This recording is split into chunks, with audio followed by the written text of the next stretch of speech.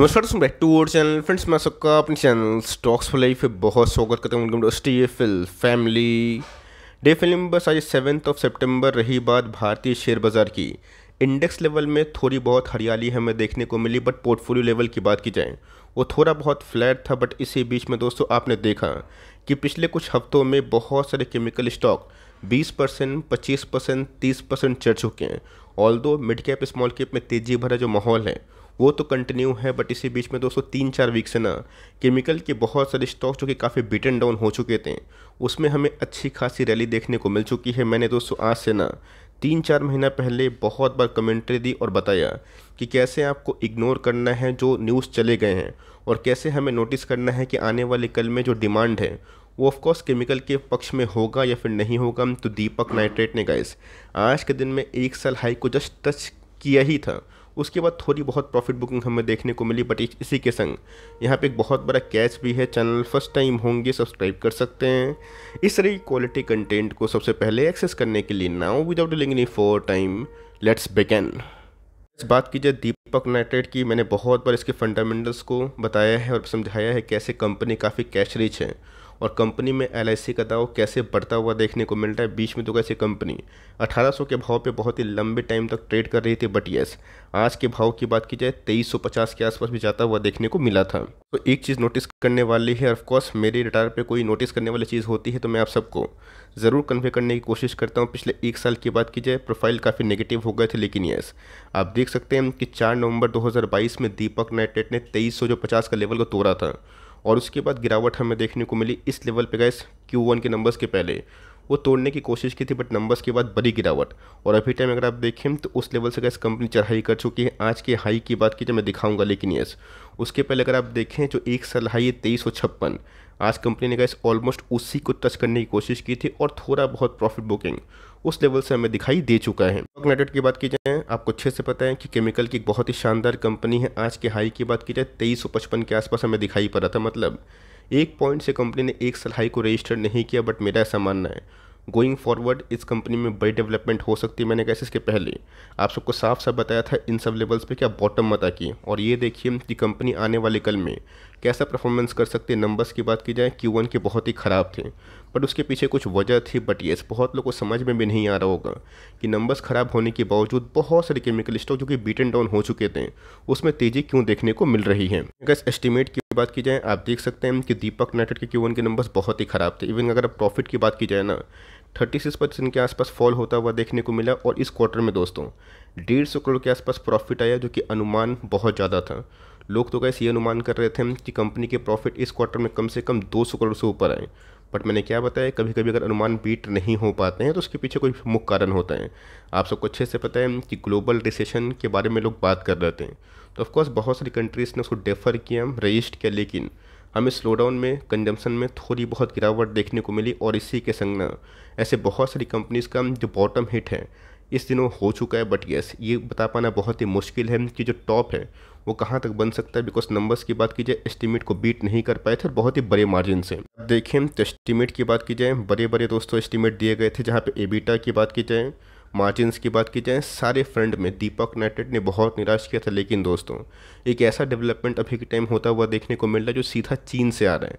इससे बहुत सारी केमिकल्स कंपनी को देर या फिर सवेर अच्छा खासा बेनिफिट हो सकता है। इसलिए गैस मैं आपको बार बार बोलता हूँ कि ब्लाइंडली किसी भी ब्रोकर्स को बिलीव मत करिएगा। यस उनके रैशनल को पढ़िए, उनके थिंकिंग को पढ़िए, लेकिन सिर्फ बिलीव कर लेंगे उनके टारगेट्स को देखिए कि 1800 के आसपास रिड्यूस टारगेट कर दिए हैं, कंपनी नहीं भाग सकती, ये गैस गलत है।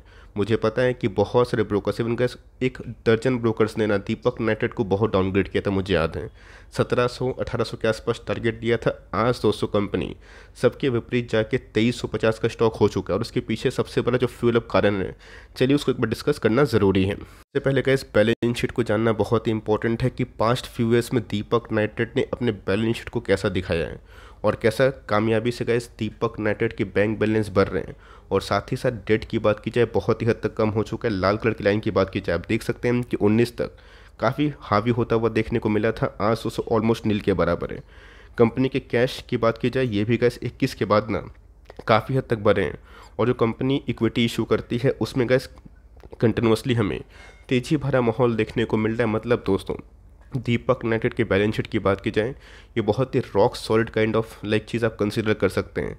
इसीलिए क्या है, जब कंपनी बड़ी टाइम फ्रेम में गिरावट का शिकार होती है और जो शॉर्ट टर्म जो न्यूज़ के वजह से कंपनी पे इम्पैक्ट पड़ता है, वहाँ पे क्या जो बिग हैंड्स होते हैं ना, जिनको लगता है कि कंपनी में काफ़ी दम है, देर सवेर उनके डिमांड प्लस माइनस होंगे, वहाँ पे कैसे वो बाइंग करते हैं।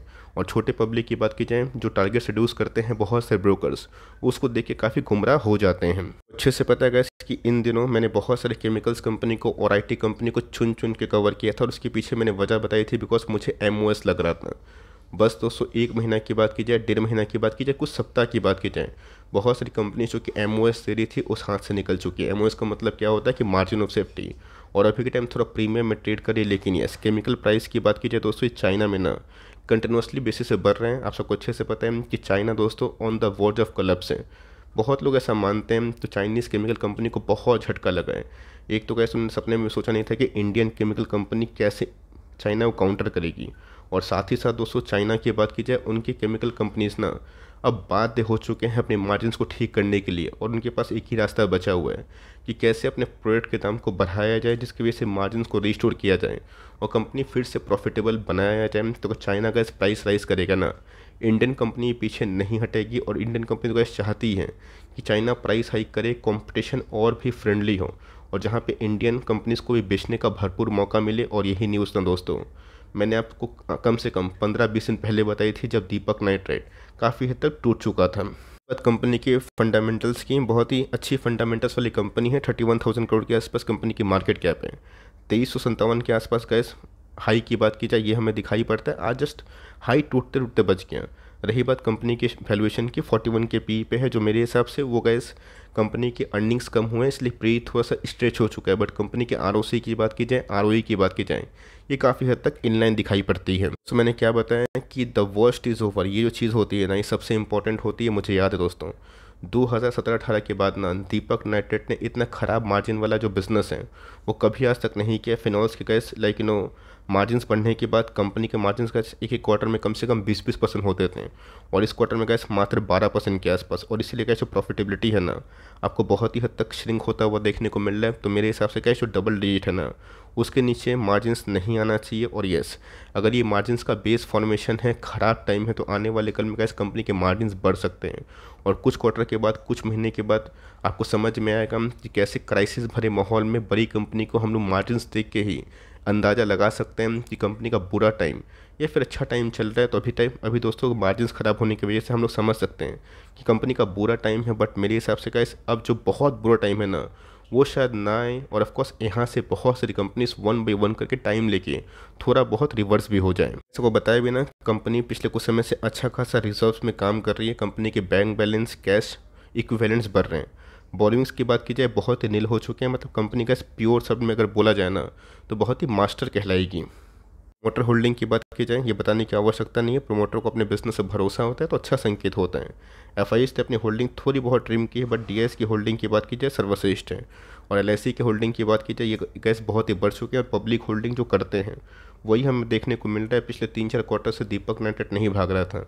हर एक टेबल से पब्लिक ने छुटकारा पाया। 1800 रुपये में बेचा, 2000 में बेचा, 2100 में बेचा। तो यहाँ पे गैस जो वीक हैंड्स है ना, मेरे हिसाब से निकल चुके हैं। और अगर फिर से केमिकल में बूम आया, जैसा कि हमने 19, 20, 21 में देखा था, तो देर है फिर से गैस मेरा ऐसा मानना है कि केमिकल्स कंपनी बहुत ही अच्छा परफॉर्मेंस कर सकती है। करना क्या है, करना कुछ नहीं गैस, होल्ड करना है। आपने देखा कि कैसे 2022 का जो जून का महीना था, मैं 2022 साल की बात बोल रहा हूँ, वो गैस गोल्डन टाइम था। इवन मुझे 2020 से भी गैस गोल्डन टाइम इसलिए लगाना, बिकॉज 2020 में मंदी आया और मंदी 3 महीना में ही चला गया।